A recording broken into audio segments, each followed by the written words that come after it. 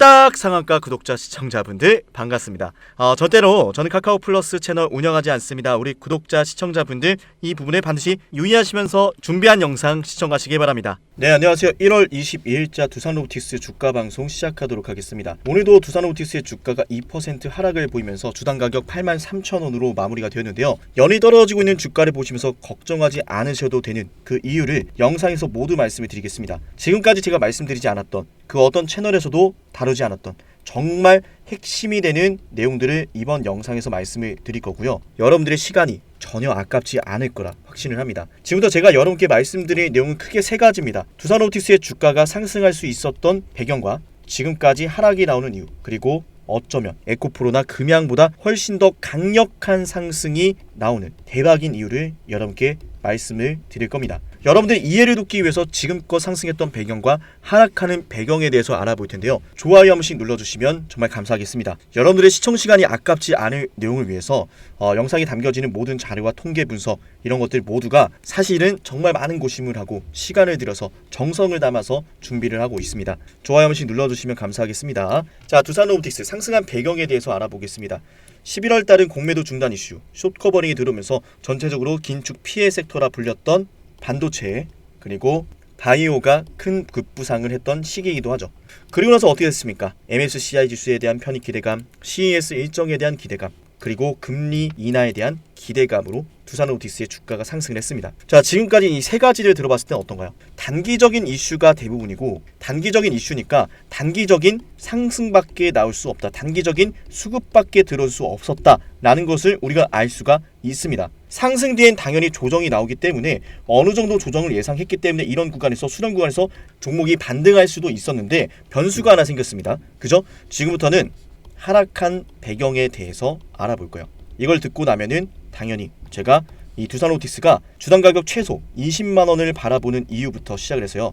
앞서 말씀을 드렸던 제2의 금양, 에코프로 이런 대박주, 광기 넘치는 상승이 나올 수밖에 없는 그 이유를 전달해 드릴 겁니다. 정말 열심히 준비했어요. 좋아요 한 번씩 부탁을 드립니다. 자, 일단은 첫 번째로 이제 조정이 시작된 것 자체가 단기적인 수급과 이슈였으니 조정이 나오는 건 당연했다라고 볼 수가 있고, 이런 상황 속에서 정세가 바뀌었죠. 첫 번째, 3월달 금리 인하가 될 거다라는 가능성이 갈수록 희박해지고 있다라는 이야기가 나오고 있어요. 금리 인하에 대한 기대감은 많은 기업들이 설비 투자로 이어지는 모멘텀이 있었기 때문에 이러한 상황은 당연히 두산로보틱스의 조정으로 이어질 수밖에 없었다라는 것 꼭 이해하시고, 이거는 중요한 내용이기 때문에 잠시 뒤에 추가적으로 좀 이야기를 해보도록 할게요. 그런데 말이죠, 여기에 한 가지 또 부르짖힌 게 하나 있습니다. 이스라엘과 팔레스타인 무장 세력 충돌이 이라크나 시리아 이런 국가들로 확대가 되면서 홍해 리스크가 발생을 했고, 자, 또한 이런 중동 정세의 불안정성은 뭘 불러옵니까? 물가 상승으로 이어지죠. 많이들 들어보셨을 겁니다. 국제 유가가 폭등할 것이다.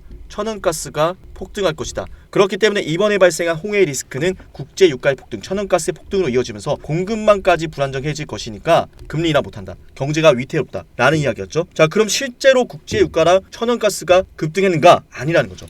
오히려 떨어지고 있습니다. 박살이 나고 있단 말이죠. 제가 말씀을 드린 게 뭐예요? 우리가 우려했던 것은 현실이 안 되고 있다. 즉, 물가 상승 나오지 않고 있고 국제 유가나 천연가스는 오히려 하락을 하고 있는데, 그럼 문제는 뭐예요? 물류 공급망이 과연 지속적으로 불안정할 것인가? 그죠? 물류 공급망이 불안정하면 어때요? 당연히 운임비가 상승할 수밖에 없고 생산하는 시간이 더 오래 걸릴 것이고 물품을 조달하는데 시간이 더 들 것이고 당연히 그에 따른 시간이 더 투자가 되니까 소비자 물가가 올라갈 수밖에 없습니다. 그죠?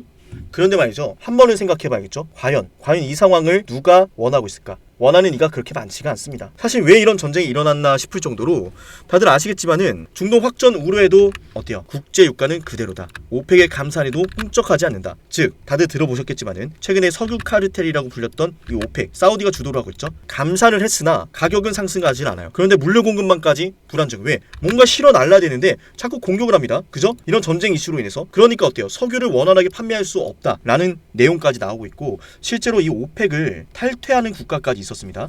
감산해도 가격이 안 오르는데, 야, 감산하자고 했는데 나 석유 못 팔아가지고 지금 가격도 안 오르고 평소보다 판매하는 양이 줄어들다 보니까 국가를 유지할 수가 없어. 그죠? 감산 결정에도 지금 피해를 보는 국가들이 속출을 하고 있는데, 이렇게 홍해 리스크나 이런 중동의 화약고 문제로 석유를 원활하게 판매할 수 없다면 많은 국가들이 이 상황을 지켜만 보고 있지 않을 거라는 거죠. 그만 좀 해라 라는 말이 나올 수밖에 없다는 거예요. 즉 내용을 정리하자면 뭐예요? 첫 번째는 전쟁으로 인한 물가 상승은 나오지 않고 있다. 두 번째, 공급망의 불안정. 공급망의 불안정은 싸움을 건 쪽이건 받은 쪽이건 둘 다 1도 이득을 보는 것이 없다. 세 번째, 결국은 금리 인하 할 것이다. 그리고 금리 인하 3월이든 5월이든 하게 되는 게 문제가 아니고 지금부터 제가 말씀을 드리는 두산로보티스의 주가가 대박 날 수밖에 없는 그 이유에 있다라는 말씀을 들어봅니다. 단기적인 상승과 하락의 사이클을 지났습니다. 지금부터 두산로보티스의 주가가 폭등할 수밖에 없는 이유는요. 바로 다 말씀을 드릴게요. 아마 여러분도 눈치를 채셨겠지만 제가 말씀을 드렸던 단기적인 상승 이슈, 자 단기적인 상승 이슈, 하락 배경, 이 모든 것들을 들어보니까 어떤가요? 영원히 지속될 수 없다 라는 걸 알게 되셨죠? 결코 영원히 지속될 수 없는 이야기다라는 거죠. 기업의 근간을 뒤흔드는 내용도 아니고요. 자, 그렇기 때문에 우리는 이 협동 로봇에 대한 근본적인 접근을 다시 해야 됩니다. 왜? 이게 바로 근간을 바꿀 내용이거든. 자, 흑사병이 창궐했던 중세 유럽을 능가하는 속도, 한국의 인구 감소가 전 세계 우려의 눈길을 보내고 있다. 통계청 추산에 의하면 2023년도 출산율이 0.68%예요. 0.68%입니다. 나라가 지금 소멸되고 있어요. 최소한의 출산율이 2.1명인데 이대로라면은 일을 할 인구가 없어져요. 노동 인구가 없어집니다. 노동 인구의 감소는 뭐가 됩니까? 나라 자체의 생산량이 없어져요. GDP가 성장을 할 수가 없어요. 그런데 말이죠. 출생아는 줄어들고 있지만 고령 인구는 늘고 있어요. 부를 축적하고 있는 은퇴 정년기들, 은퇴에 들어가는 고령 인구들, 이미 은퇴를 하신 분들도 있을 겁니다. 그분들이 지금 어때요? 누군가는 열심히 일을 할 수도 있지만 누군가는 어때요? 은퇴를 즐기고 있단 말이에요. 점점 더 많아질 거란 말이에요. 근데 이런 상황에서 우리는 지금 냉정하게 진짜 팩트를 생각해봐야 되는 게 어때요? 아니 지금 모두가 일을 안 한다고 한다면 모두가 원하는 뭐 의료 서비스, 물품, 다양한 이 서비스 누가 공급을 할 겁니까? 사람이? 아니 사람이 없어지고 있다니까? 그걸 누가 대체를 하냐 이 말입니다. 그렇기 때문에 지금 화두가 되고 있는 게 뭐예요? 전 세계적으로 삼겹살, 외식업계, 주방도 로봇을 도입을 하겠다. 쓰레기도 이제 로봇이 한다. K로봇 이제 시작이다. 정부가 4차 로봇 기획까지 확정을 했습니다. 2030년도에는 로봇 100만 대를 국산화로 달성을 시키겠다. 로봇 핵심 인력을 1만 5천 명 이상 육성을 시키겠다. 근데 이거는 지금 우리나라만 그런 게 아니라 북미, 유럽, 일본, 대만, 중국 다 하고 있어요. 왜? 인류가 감소하고 있어요. 인건비는 높아지고 있어요. 그죠? 그렇기 때문에 지금 시장이 다들 눈치를 채셨겠지만 인공지능과 로봇, 거기에 관련된 반도체에 집중을 하고 있어요. 어떻게 보면 저는 이게 금양이나 에코프로보다 더 높게 갈 수밖에 없다고 생각하는 게 금양이나 에코프로 물론 좋은 기업이죠. 전기차 물론 좋죠. 그런데 말이죠.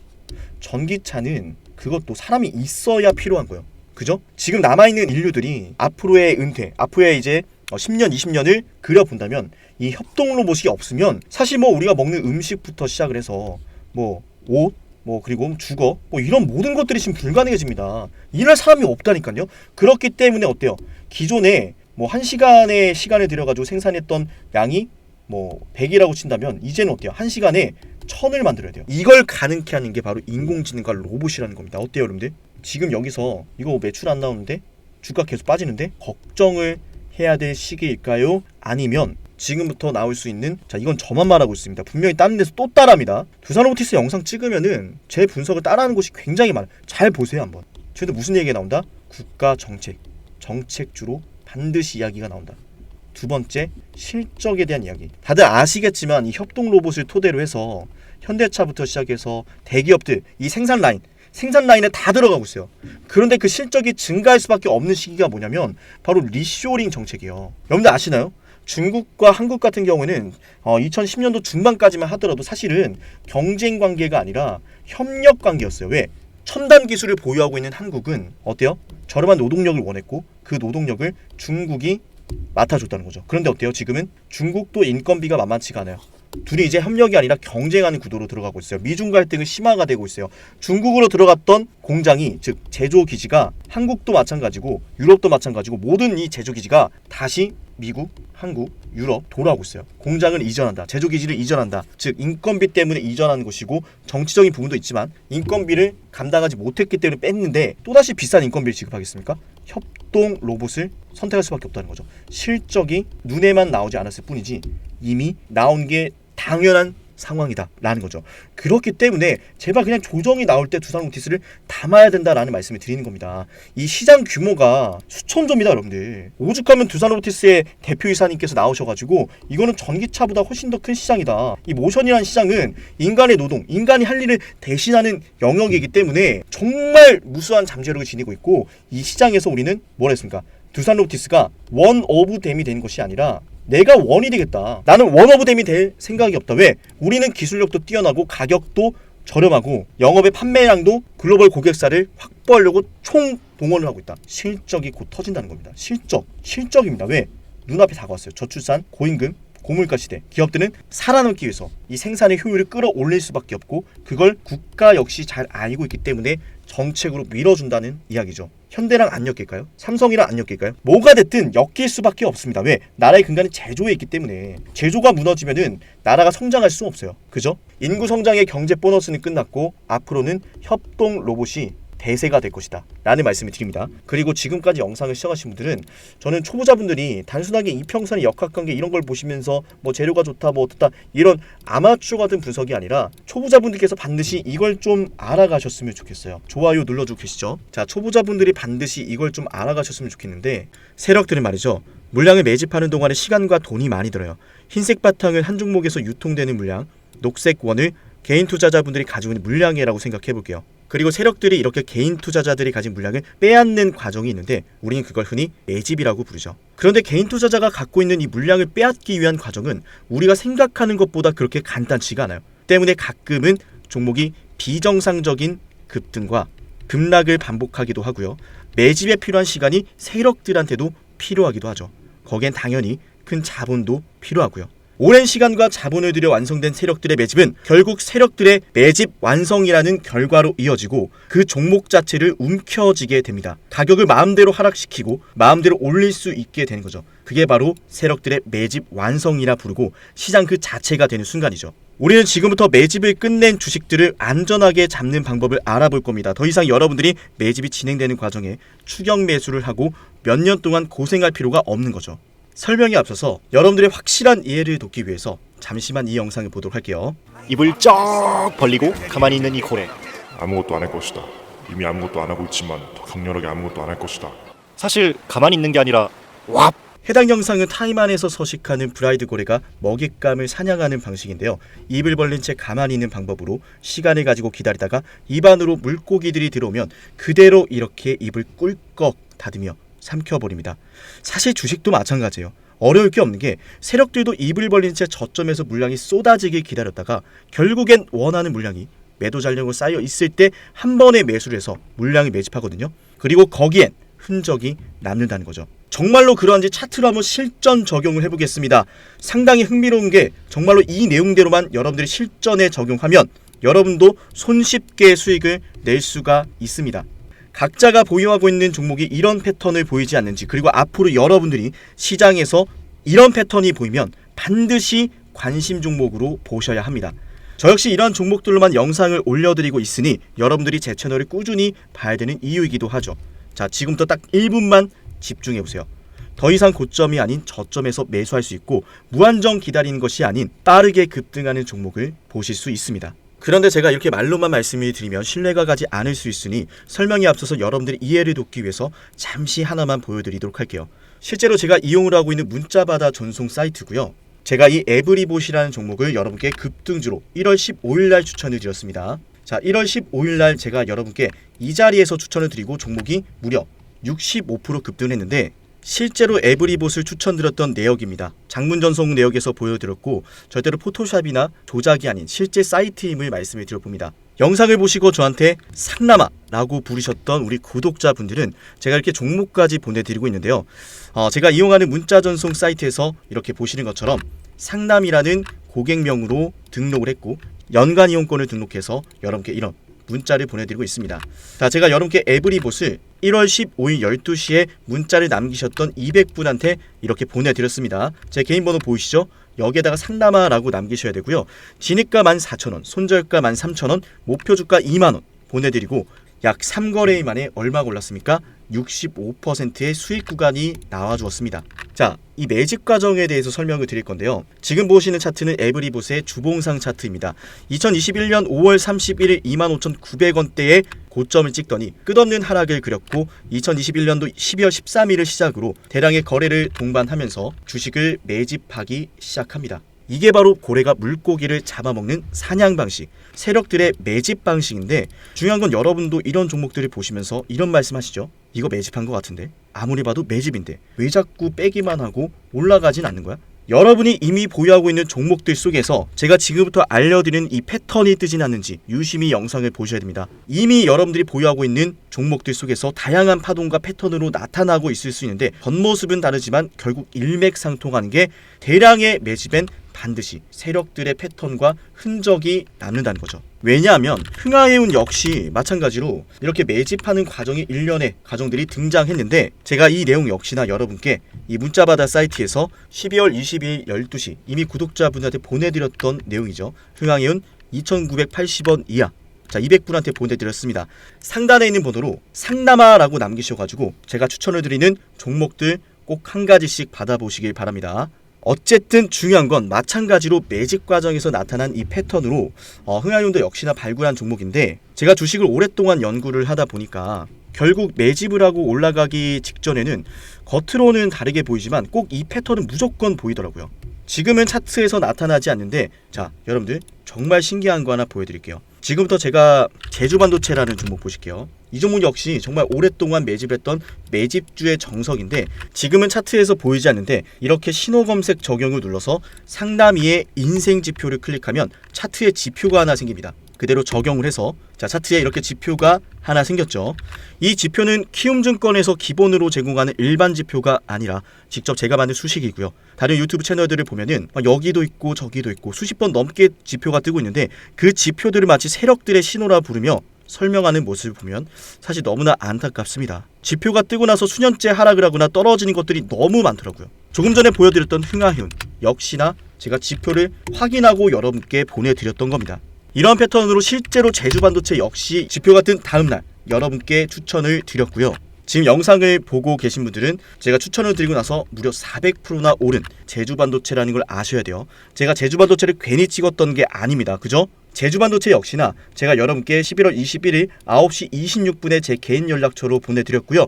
문자바다 사이트에서 직접 보내드렸던 내용이에요. 진짜와 가짜를 구분할 수 있어야 됩니다. 여전할 것인지 역전할 것인지 여러분들 지금 당장 상단에 있는 번호로 상남아 남겨보세요. 여러분들의 매매가 달라질 겁니다. 제주반도체도 제가 추천을 드리고 나서 정말 크게 올랐는데 그리고 이 지표에 대한 여러분들의 이해와 신뢰를 돕기 위해서 한 종목에게서 무수히 발생하는 것도 아니고 단순하게 거래 대금이 크게 발생하고 주가가 아찔하게 상승한다고 해서 뜨는 연구 결과가 아니란 것을 보여드릴게요. 대표적으로 정말 과거에 큰 상승이 나왔었던 박세바이오가 있죠. 박세바이오 보시면은 그 어디에서도 저 상남의 인생 지표가 발생하지 않습니다. 저만의 패턴은 그냥 거래 대금이 크게 발생한다라고 해서 급등한다라고 해서 뜨는 것이 절대로 아니다라는 거죠. 그 유명했던 신성델타테크, 자 어때요? 여기에서만 뜨고 그 어떤 구간에서도 절대로 뜨지 않습니다. 자 무엇보다 중요한 것은 SK 하이닉스 한번 같이 보도록 할게요. 보이시나요? 좋은 상승 추세가 나올 때, 거래 대금이 크게 발생할 때 전혀 뜨지 않다가 이때 지표가 뜨고 나서 52주 신고가를 만들어냈습니다. 무려 대형주한테서도 제가 원하는 패턴, 수익으로 연결된다라는 거죠. 여러분들이 좀 생소할 수도 있는 가온그룹이란 주식을 보도록 하겠습니다. 가온그룹 주식을 보시면 저 상담의 인생 지표가 그 어디에서도 뜨지 않고 있어요. 지금 여러분들 보고 있는 이 지표는요, 오직 상남이가 오랫동안 연구해서 만든 연구 성과고 이 지표는 키움증권에서 기본으로 제공하는 일반 지표가 절대로 아니다라는 말씀을 드릴게요. 제가 원하는 패턴이면 어떤 종목이건 이 패턴이 떴을 때 수익이 난다라는 거죠. 그리고 어버브 반도체 역시나 그 어디에서도 지표가 뜨지 않고 있다가 이때 지표가 뜨고 급등합니다. 제가 그래서 이 지표가 뜬 다음날 여러분께 당일 고가, 지표가 뜬 당일 고가 이하로 여러분께 신호를 보내드리고 있고 지금 영상을 보시는 분들은 상단에 있는 번호로 상남아라고 남기시면은 제가 빠짐없이 약속하고 무료로 이 종목들을 보내드리도록 하겠습니다. 여전할 것인지 역전할 것인지 아무것도 하지 않으면 아무 일도 일어나지 않습니다. 진정한 용기는 포기하지 않고 포기를 포기시키고 좌절을 좌절시키는 마음에서 나옵니다. 상단에 있는 번호로 뚝 뚝딱 남기시면은 제가 정말 힘든 시절 버티면서 돈이 없어서 일주일 내내 수돗물까지 마셔가며 만들었던 이 연구 성과에 대한 패턴이 뜨는 종목들을 여러분께 무료로 딱 한 가지씩 공유를 드리도록 하겠습니다. 각자가 보유하고 있는 종목들에 대해서 이 패턴이 언제 떴는지, 지금 뜨고 있지 않은지, 자, 이런 것에 대한 문의도 언제나 환영을 합니다. 그럼 제가 친절하게 답변을 드리도록 할게요. 앞으로도 상담이 영상 관심 있게 봐주시면은 분명히 영상 속에서 제가 특정 패턴을 언급하는 것들이 있을 겁니다. 그 패턴들에 대해서 영상에서 하나씩 모두 설명을 드릴 거니까 앞으로도 상담의 영상을 매번 챙겨 보셔야겠죠. 영상을 지금까지 시청하신 분들은 반드시 댓글로 감사합니다라는 말씀과 함께 문자로 상담아 남겨주시고요. 다음에 더 좋은 내용과 함께 찾아뵙도록 할게요. 지금까지 영상 시청하신 분들 너무나 감사하고 내일도 영상 시청하러 와주실 거죠.